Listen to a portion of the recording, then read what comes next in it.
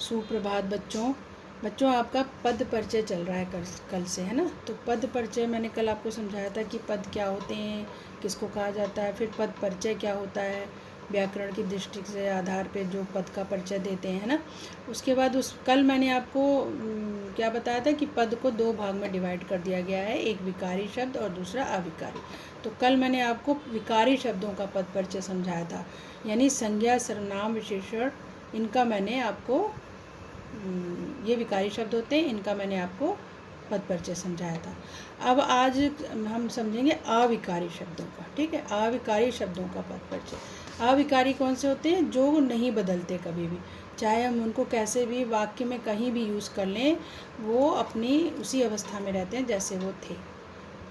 लिंग वचन कारक के अनुसार उनमें कोई बदलाव नहीं आता, वो जैसे हैं वैसे ही प्रयोग होते हैं, कहीं भी नहीं बदलते।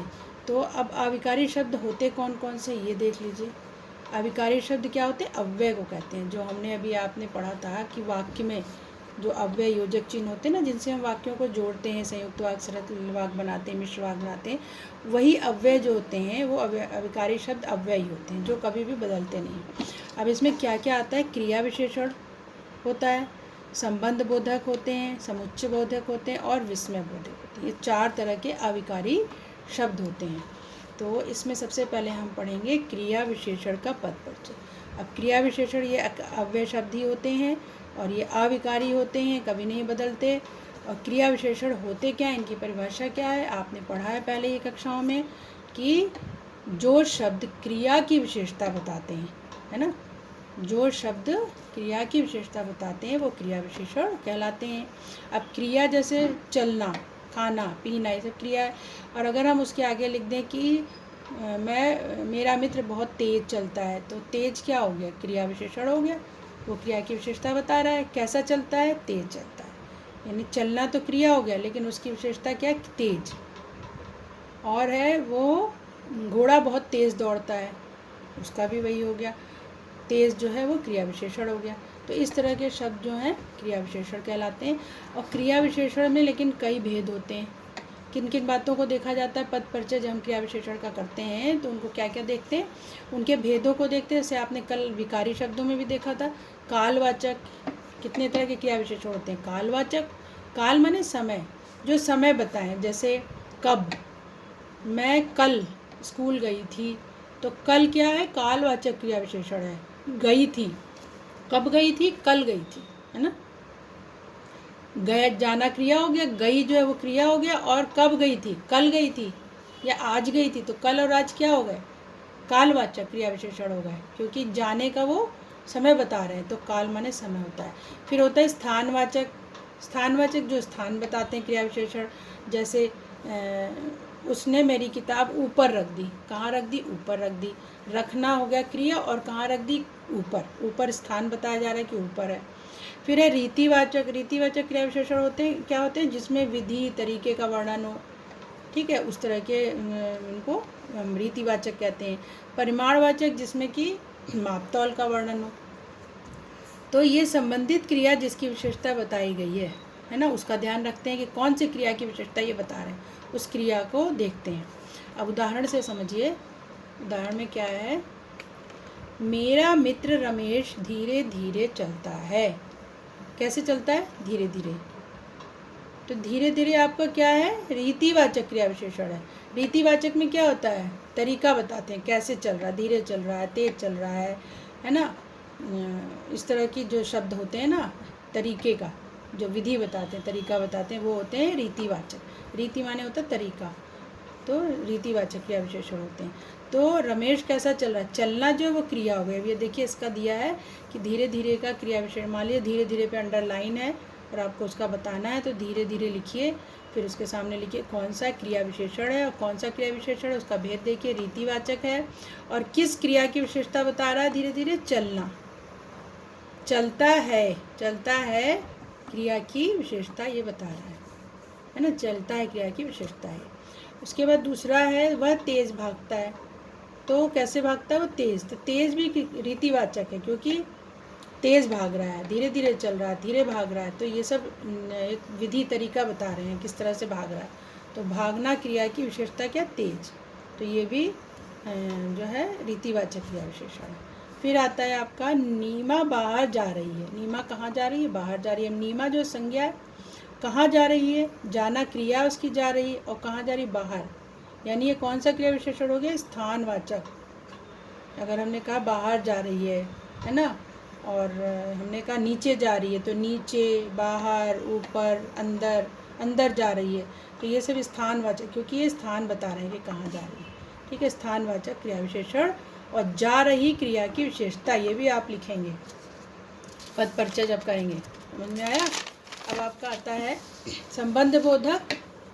जो अभिकारी शब्द होते हैं संबंध बोधक, ये अव्यय होते हैं इनका, ये भी अव्यय होते हैं इनका। पद परिचय कैसे होता है? पहले आपको ये बता दें कि संबंध बोधक होते क्या हैं। आप लोग ने पहले पढ़ा हुआ, लेकिन मुझे तो लगता नहीं कि आप लोग को ठीक से याद होगा। संबंध से तो आप समझ रहे हैं कि जो शब्द संज्ञा सर्वनाम का दूसरे संज्ञा सर्वनाम से संबंध बताया। जैसे हमारे कोई वाक्य में 2 संज्ञा आ गई या 2 सर्वनाम हो गए, तो एक संज्ञा सर्वनाम का दूसरे संज्ञा सर्वनाम से संबंध बताते हैं, वो शब्द, वो अव्यय, वो योजक चिन्ह हमारे संबंध बोधक कहलाते हैं। जो शब्द संज्ञा या सर्वनाम का संबंध वाक्य के अन्य संज्ञा या सर्वनाम से बताते हैं, उन्हें संबंध बोधक कहते हैं। समझ में आया? तो अब देखिए उदाहरण से समझिए। ये संज्ञा सर्वनाम के बाद प्रयोग होते हैं। ये जो संबंध बोधक अव्यय होते हैं, ये संज्ञा सर्वनाम लिखने के बाद प्रयोग होते हैं वाक्य में। जैसे के पास, के ऊपर, से दूर, के लिए, की ओर, की जगह, के साथ। अब के जो है ये आपका संबंध बोधक है, असली संबंध बोधक अव्यय है। उसके बाद हमने पास लगाया, ऊपर लगाया, दूर लगाया, ये सब लगा होता है। उदाहरण से समझिए। मेरे विद्यालय के सामने पार्क है। तो के सामने, के जो है आपका संबंध बोधक शब्द है, सामने लगा दिया, उसमें हमने अपर सर्ग लगा दिया। के सामने क्या हो गया? हमारा संबंध बोधक अव्यय हो गया।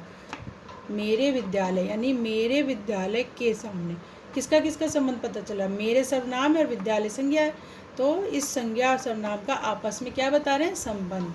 पार्क, पार्क क्या है? पार्क क्या है? ये पार्क जो है ये भी संज्ञा है, जगह का नाम है। तो मेरे विद्यालय के सामने पार्क, यानी विद्यालय और पार्क का आपस में संबंध कौन बता रहा है? के सामने। तो ये हो गया संबंध बोधक अव्यय। अब ये देखिए कभी चेंज नहीं होता, सामने शब्द कभी चेंज होता है क्या? नहीं होता है, चाहे वो कहीं भी यूज़ हो ऐसे ही लगेगा। ठीक है, के सामने संबंध बोधक अव्यय है। इसके कई भेद होते हैं संबंध बोधक के, जो मैंने अभी आपको, इसके भी कई भेद होते हैं संबंध बोधक के। जैसे स्थानवाचक, इसमें भी वही सब होते हैं, संबंध बोधक, कालवाचक, स्थानवाचक, दिशावाचक, सब बहुत सारे भेद होते हैं इसके। तो इसको अभी मैं आपको बाद में बता दूंगी शॉर्ट में कि कौन कौन से भेद होते हैं, अभी आप ये समझ लीजिए। अब उदाहरण में देखिए, रमा नानी के यहाँ गई। तो रमा संज्ञा है, नानी संज्ञा है, ठीक है, दोनों संज्ञा है। और किसके यहाँ गई? नानी के यहाँ। यानी रमा और नानी का आपस में संबंध कौन बता रहा है? के यहाँ। के यहाँ क्या? संबंध बोधक अव्यय। कौन सा अव्यय संबंध बोधक है? स्थानवाचक। यहाँ से क्या पता चल रहा है कि किसी के घर गई है, उसके यहाँ गई है, तो ये यहाँ से स्थानवाचक है। तो संबंध बोधक कौन सा है? ये स्थानवाचक। फिर है रमा और नानी दोनों संज्ञा है, के यहाँ संबंध बोधक अव्यय है, जो दोनों संज्ञाओं का आपसी संबंध बता रहा है। ठीक है। दूसरा उदाहरण आपका है, अनु के बिना सीता नहीं जाएगी। के बिना जो है आपका संबंध बोधक अव्यय है, और ये किनके संबंध बता रहा है? अनु और सीता, यानी अनु के बिना सीता, यानी अनु और सीता दोनों संज्ञा, दोनों का संबंध कौन बता रहा है? के बिना। तो के बिना जो है संबंध बोधक अव्यय है। अब आपको यहाँ मैं शॉर्ट में बता देती हूँ कि संबंध बोधक अव्यय कितने प्रकार के हैं। अगर आप यहाँ पे जब लिखिए कि संबंध बोधक अव्यय है, तो अगर आपको ये याद हो कि कौन सा संबंध बोधक है, स्थानवाचक है, कालवाचक, कौन सा है, तो देखिए इसके कितने सारे हैं। कालवाचक, अगर जगह बताया जा रहा है यहाँ वहाँ ऊपर नीचे, तो कालवाचक हो गया। कालवाचक समय, समय अगर बता रहा है कि कब गई, कल गई, आज गई, परसों गई, तो ये कालवाचक हो जाएगा। स्थानवाचक मतलब यहाँ वहाँ ऊपर नीचे, स्थानवाचक जैसे अभी आपने पहले पढ़ा उसमें।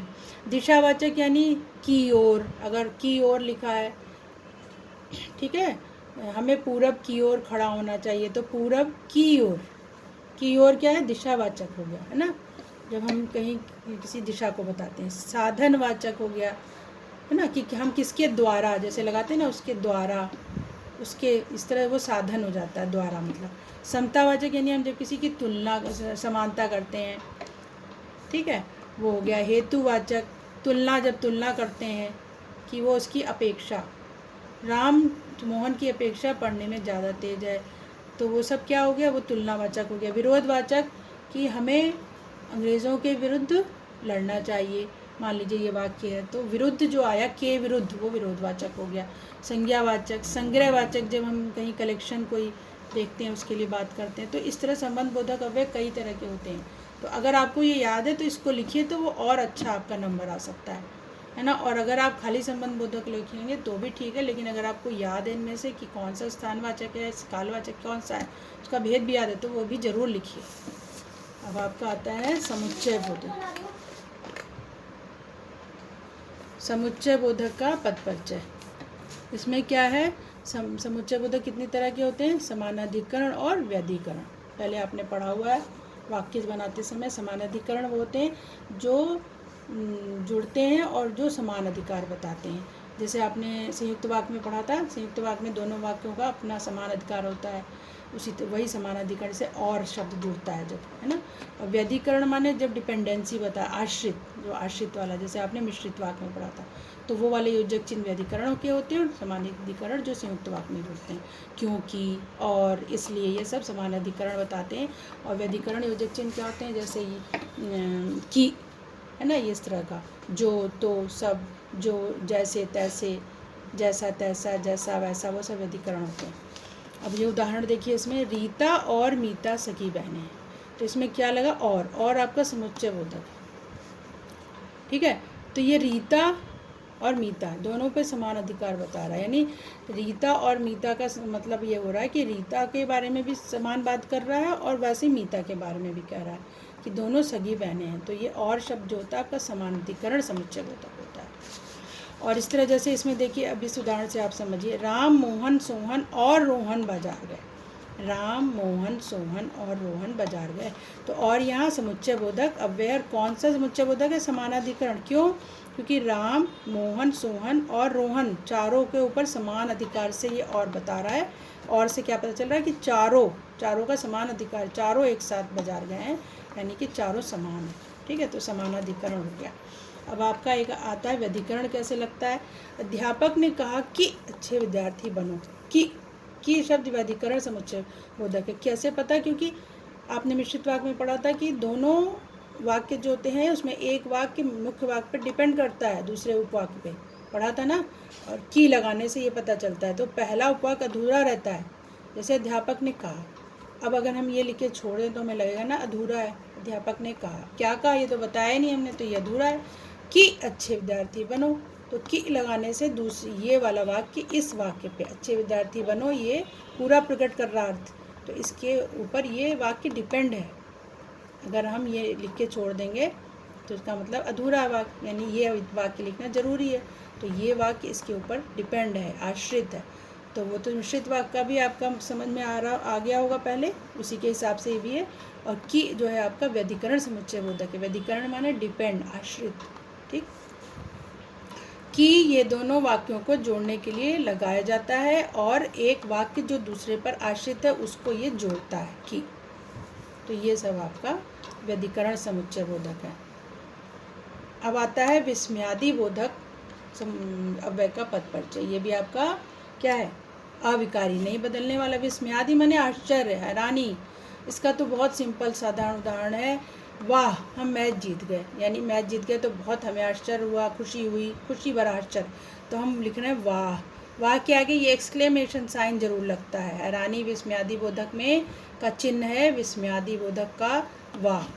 बहुत तरह के विस्मयादि बोधक होते हैं, पीड़ा सूचक होते हैं, हर्ष सूचक होते हैं, खुशी सूचक हर्ष माने खुशी सूचक जो होते हैं, हर्ष सूचक, और दुख जो प्रकट करते हैं पीड़ा सूचक। तो इस तरह के विस्मयादि बोधक बहुत सारे होते हैं। जैसे अगर हमने कहा वाह मैच जीत गया, तो ये हर्ष, खुशी बता रहा है, तो इस कौन सा विस्मयादि बोधक है, हर्ष का भाव बता रहा है, हर्ष सूचक है, हर्ष माने खुशी। और अगर हमने लिखा आह, इसमें भी एक्सक्लेमेशन साइन है, तो ये भी विस्मयादि बोधक है, आह। लेकिन अगर हमने कहा मेरे दांत में बहुत दर्द, आह करने से क्या हो रहा है, पीड़ा प्रकट हो रही, दुख प्रकट हो रहा है, तो ये कौन सा हो गया, पीड़ा सूचक विस्मयादि बोधक हो गया, तो इस तरह से विस्मयादि बोधक का भी आप अगर भेद लिखें तो बहुत अच्छी बात है, और जहाँ भी एक्सक्लेमेशन साइन है वो आपका विस्मयादि बोधक है। तो ये आप अपनी कॉपी में कर लीजिए और इसको याद भी करिए, उदाहरण से प्रैक्टिस करिए। उदाहरण इसके अगर आपने 1-2 उदाहरण भी याद कर लिया और उसके साथ उसका ये समझ लिया, ये जो मैं वीडियो बना रही हूँ उसको आप ध्यान से समझिए, तो आप काफ़ी कुछ क्लियर कर लेंगे।